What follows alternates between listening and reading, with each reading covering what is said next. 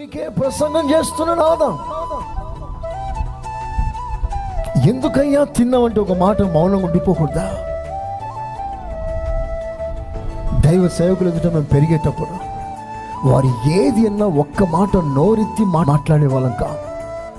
మేము తప్పు చేయకపోయినా చేయి నేరు మా మీద పడ్డా శిక్ష పడ్డా అనుభవించామే తప్ప నోరెత్తి మాట్లాడలేదు. అది క్రీస్తు స్వభావం. అది సైతాన్ స్వభావం తిరగబడడం, యేసయ్య స్వభావం అప్పగించుకోవడం, మౌనంగా ఉండడం.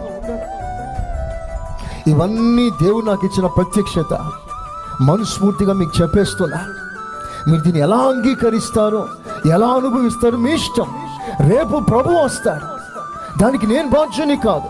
ఈ సంఘం మీద ఒక అధికారిగా, ఒక సంఘ కాపరిగా నాకు ఇచ్చిన లెటర్స్ మీకు ఇచ్చేస్తున్నా.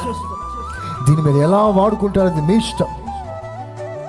నా ప్రభు త్వరగా రానే ఉన్నాడు. యేసయ్యా స్తోత్రం చెప్పండి గట్టిగా.